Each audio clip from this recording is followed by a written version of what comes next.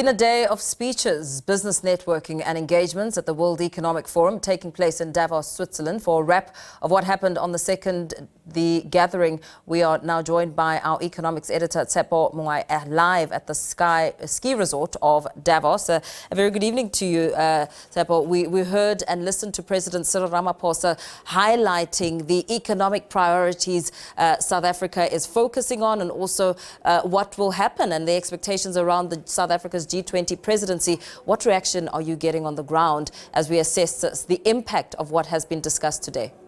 Well, Lila, good evening to you and to the viewers. It's been a busy day, of course, of engagements with the investors, business people, philanthropists, and many other people who take in interest and watch developments in South Africa very, very closely. And of course, depending on who you talk to, reactions are always mixed. But generally, the mood has definitely improved. There's a lot of optimism with regard to South Africa. Whether we will sustain it given the backdrop of the growing fragmentation that we are seeing globally, I think that's the big questions. But South Africa certainly has made a strong case and has presented what I think was quite a formidable case about the country.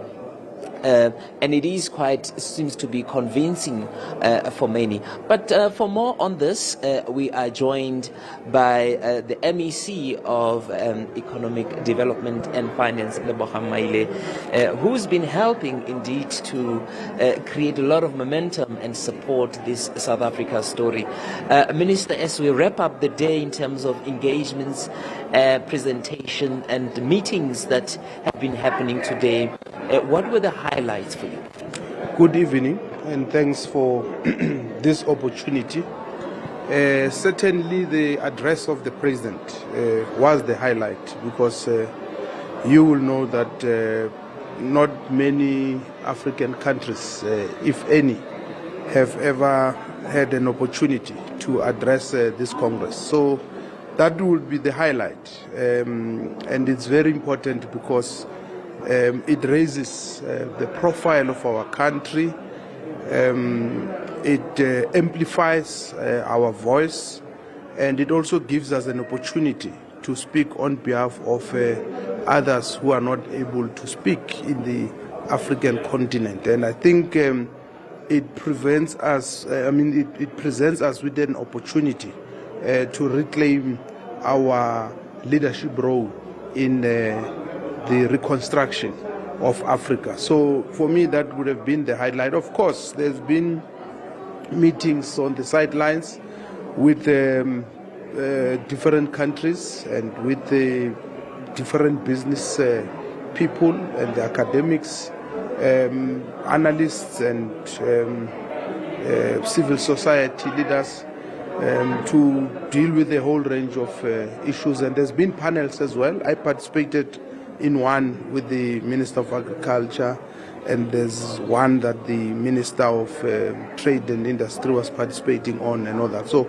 it has been very busy, it has been hectic, but as I've said, the speech of the President was the main highlight. And I think in many ways that speech it's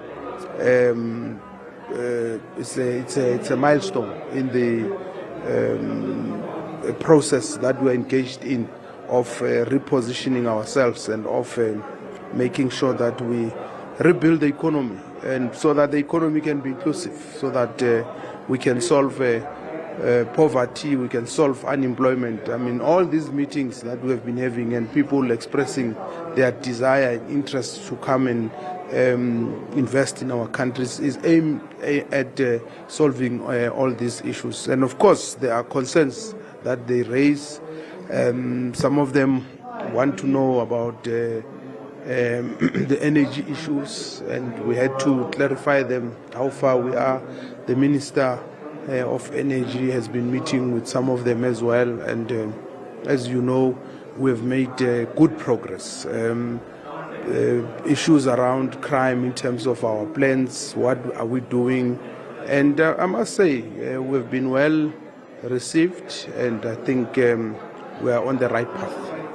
Obviously, South Africa is competing for a share of the global investments, and you have to be quite clear in terms of how you convince those with money. Do you think that that has been carried out thoroughly? Yes, certainly. I think the first thing is that with the president leading the delegation here, it demonstrates the seriousness with which South Africa takes this World Economic Forum. The Reserve Bank governor, the ministers of finance, trade, of energy, of agriculture, and all of them are here. That on itself shows the seriousness with which the country takes this. And I think a lot of business people are always worried about the quality of leadership, are always worried about vision, always worried about the plans, if you have them or not. And we've been able to provide that. And we've been able to also explain the weaknesses and the shortcomings that we might have experienced previously and what we're doing to resolve those. And I think the message is resonating well with a lot of stakeholders. As the Gauteng government, any plans to build on this participation that you already commenced with? We still have World Economic Forum 2026. Plans for that?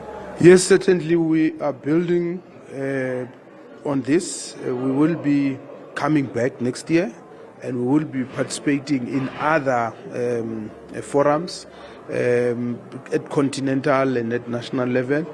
And we are having our own investment conference now in April, and we hope that we will be able to attract relevant people who will be able to add value and will also help us to raise the resources that we need to revive our economy. So this was part of that, and hence we're having several discussions with some of the people that we believe should come and participate in our investment conference.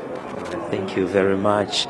That's the MEC of Finance and Economic Development in Gauteng, who's present here at Davos at the World Economic Forum, of course, indicating that as the Gauteng province, of course, they will be coming back and they will be participating in a whole lot of discussions happening in and around the World Economic Forum. It's back to you in studio.